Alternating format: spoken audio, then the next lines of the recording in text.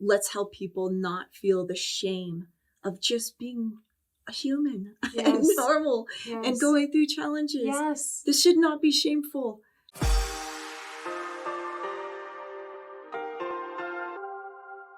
Hello and welcome to The Middle. I'm so grateful that you have joined us, and thank you for all of you that are our new friends and middle followers. Thank you for sharing our episodes, for your comments, for your messages to us.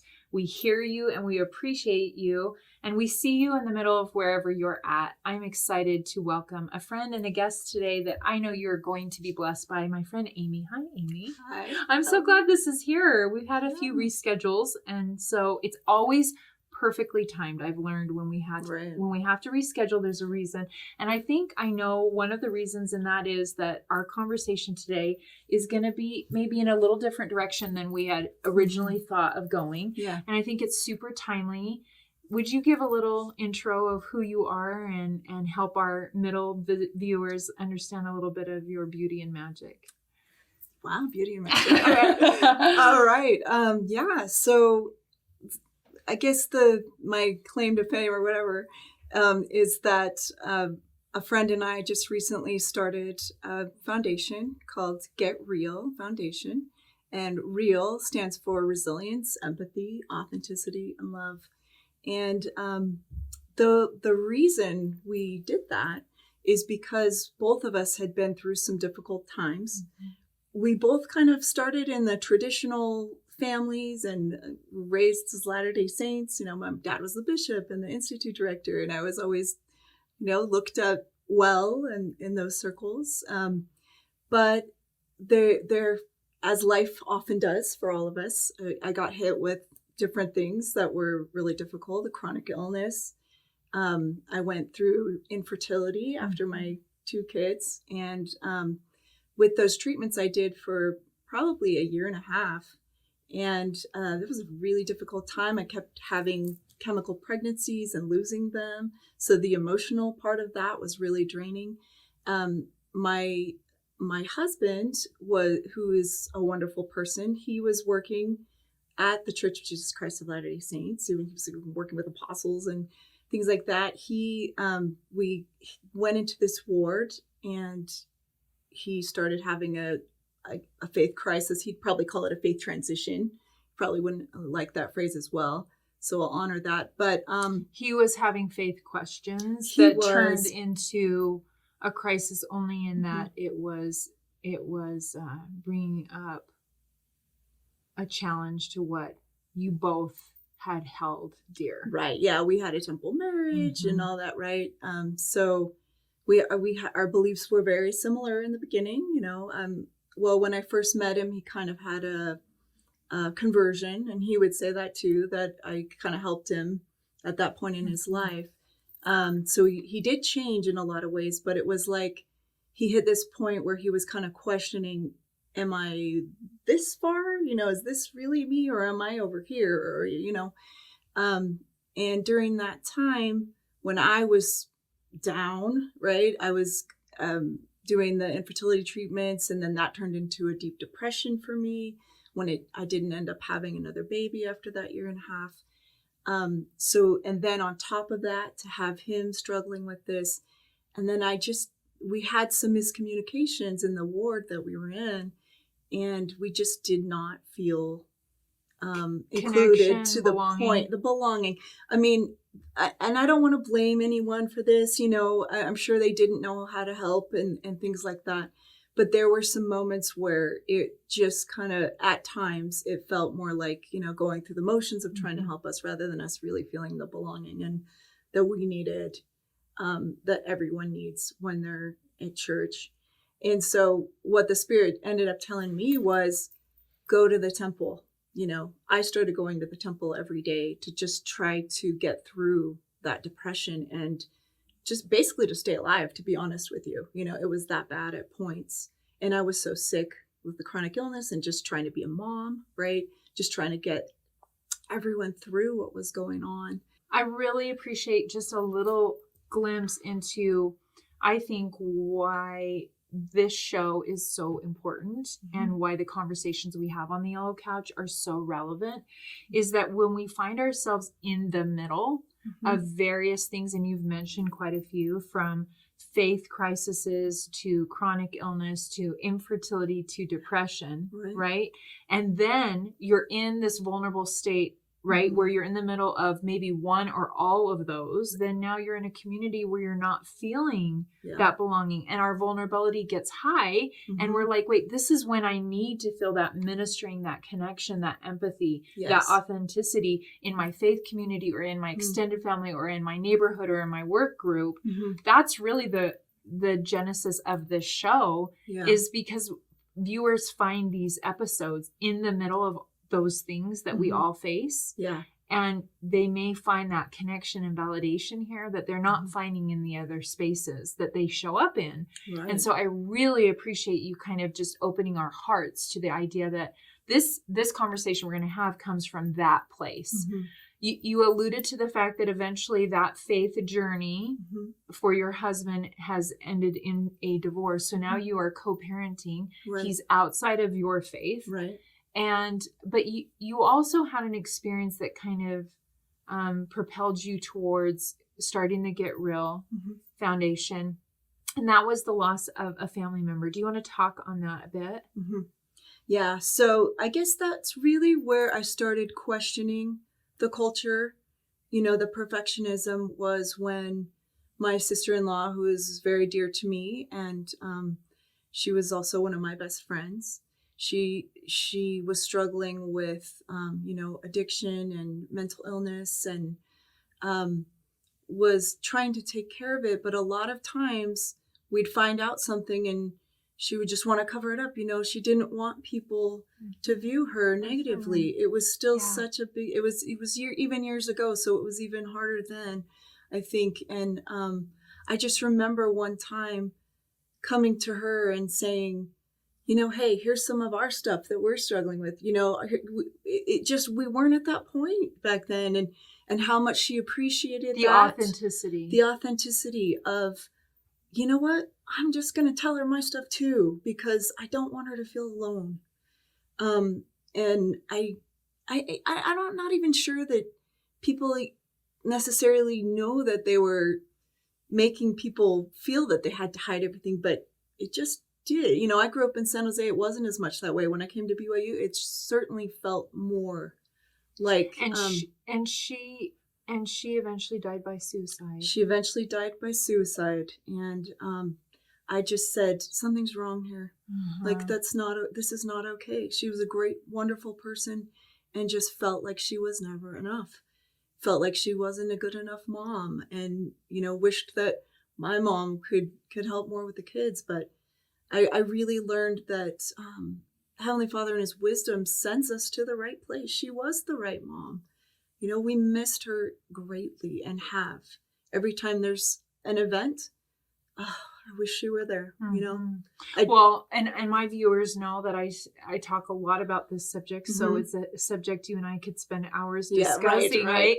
But that we're never better without those that we have lost to suicide. And I have found that no matter how much I think I'm talking about mental health constantly, I just got a message yesterday from a mom who disclosed that her 18-year-old was in trouble and had attempted. And we were messaging back and forth, and I get a lot of those outreach. But what I found so interesting is this mother was like, A, why did I miss the signs?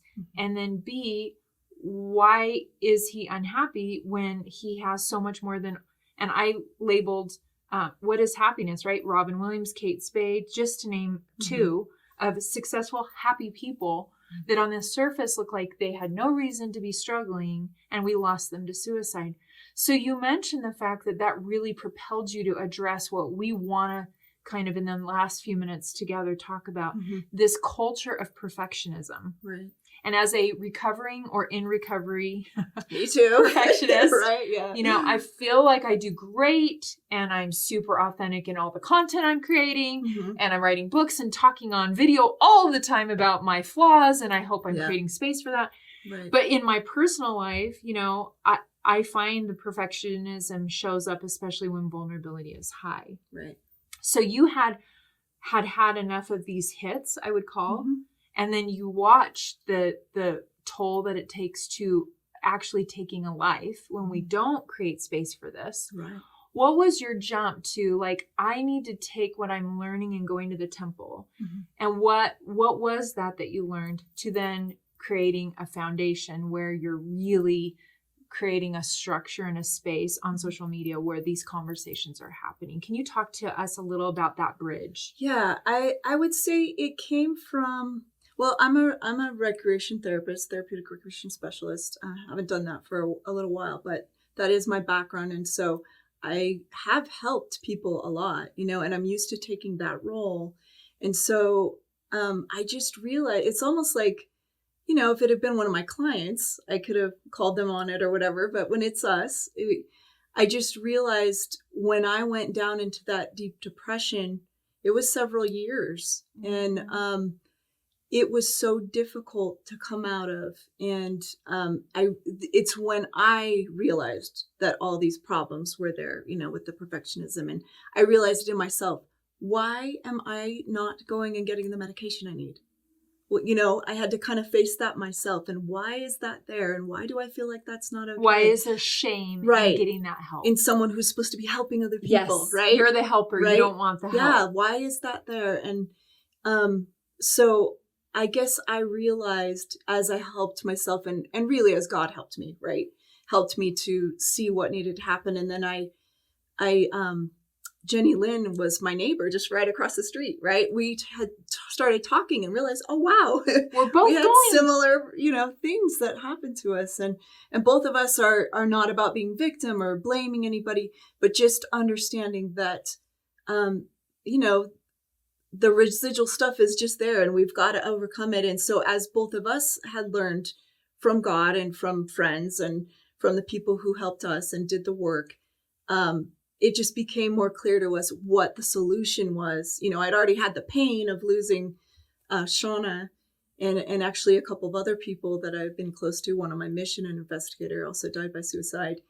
So even back then, I was kind of thinking about it. It was brewing there. But the solutions, as we spoke to each other, we realized this is important. Mm-hmm. And we just really felt the Spirit telling us, you need to help other people with this too. You've gone through this, and that's what life is about, right? Mm-hmm. Is reaching back and saying, okay, let's do this together. And let's help people not feel the shame of just being a human and normal and going through challenges. Yes. This should not be shameful, and if I'm going to be helping other people, well, thank goodness I've been through things so that I know how to help, right? And I still have bad days once in a while, and that's okay, right? Yeah. And resiliency skills, the R of get real, right? Mm-hmm. I feel like those skills keep growing, like mm-hmm. your toolbox keeps growing. And I love how you call out that shame factor of mental health, but perfectionism as well. Mm-hmm. And, you mentioned Brene Brown. She's really probably one of the top shame specialists right now. And yet, as much as she talks about the fact that we're not really wired to let someone else see mm-hmm. how vulnerable we are, how flawed we are, how mm-hmm. imperfect we are. And so I love that the E of real, right, mm-hmm. is your empathy. And that comes from a real place of your own challenges. Mm-hmm. Can you share an example of that authentic space of where you felt the most desperate and what resiliency skill has helped you to get out of that trauma or that pain in the moment? Because I think we can talk about it super mm-hmm. in general terms, but before we say goodbye, I want to maybe illustrate to our viewers mm-hmm. what place it can be, and then what was the skill that you either had revealed to you mm-hmm. or that you used to help pull out of that, or that you still use. Yeah, this is actually kind of the thing that I still use, that I do. It was just really, it's the L of get real, the love. How do you feel love for yourself when you're so far down that everyone else, you feel like when you're that depressed, you cannot feel love, even if people are loving you, right? Yeah. How do you get out of that? And what God revealed to me and what, other good friends that, also told me is you have to connect with God first. God is love, right? You feel that love and you let him and her, our heavenly parents, fill us up with that love. And then you can feel that love for yourself. And you have to love yourself first in that order. And then you can kind of overflow and give love to other people. So what you say to someone that's like, I've tried, I'm saying prayers, I'm reading my scripture, I go to my temple, I go to my synagogue, I go to my Catholic mass, and I don't feel that love of God, because the depression and anxiety, I like to think of as a thick wall. And so the love's coming in, but it's got to push through that depression and anxiety layer. Yeah. What have you experienced, and what would you say to someone? I did have to get on medication. A lot of people don't want to do that. And I didn't want to do that for a long time. But that helped me so much. It's a tool in the toolbox. Yeah. And then I also had to release some of that trauma. I worked with someone who does rapid eye therapy, which is like EMDR, and kind of release some of the things that were weighing me down. Yes.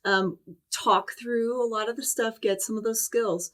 But even just going to the temple, for me, going to the temple, every time I'd walk in, all that depression would come off me. And for that little amount of time, I could work things out. I could say, what's my next step? What am I going to do today? And then I knew when I'd come back out, I'd feel that again. It was for that few minutes, even just that few minutes, that I could feel loved. I could feel God loving me, and I could love myself that way, right? And then I just had to keep going, and to the point that I could feel it coming from other people, and kept working on that. What does life look like for Amy now after the chronic illness, depression, anxiety, the divorce, and all those things? And some of it's still you're in the middle of, but what does life look like for you now, Amy? So I would just say it is so much more hopeful. I still have really hard things going on, right? I'm not married. I'm a single mom. I've got my kids full time. I'm trying to balance that with trying to go back to school and trying to start the Get Real Foundation and all of that. There's still a lot of stress, but I would say the difference is, doing a lot more rather than feeling just down. And I would say that so you feel more functional? Is that what much I hear more you functional? Say? Okay. Right. Just happy. Yeah. I think, we get told that our weaknesses can become strengths, right? I was weak in that area so long of being unhappy. I mean, I'm typically a happy person. I'm a fun person, right? That when I came out of it, I was much happier. I have hope that my life, no matter what happens, I'm going to feel that love for myself. I'm going to feel love of God, feel love for others, and it's going to be okay. No matter what happens. Not to add to the love fest, but I love that. Right? So what's your manna? We've done compilation. If you haven't watched our compilation video of a year's worth of manna answers, it's worth watching. But I love asking this question. So what's your manna? It just kind of goes along with what we've been saying. I tell myself that I love myself. I pray to love myself, first of all, and love God, of course, but just to hold on to that so that I can help other people too. I so appreciate that you can't feel the love of God or for or from others if you don't feel it for yourself. Yeah. Well, I do love you, and I appreciate you so much. I just saw a post that the Lifeline hotline received on Monday at the time of this taping. They broke a record for over 3,000, nearly 3,500 phone calls for suicide. Wow. And I just was so grateful that we had this episode scheduled for taping, because there are a lot of hurting people out there that are feeling hopeless and helpless, that are in the place where you have been and are not sure if they can get through the middle of all of that. And come out into a place of hope and functionality. Yes. And so thank you for being vulnerable and talking about your life and letting us pull the curtains back and just see where you were and where you are now. I think it's so helpful when others are saying, hey, I've been there and I love the takeaways you've shared. So thank you.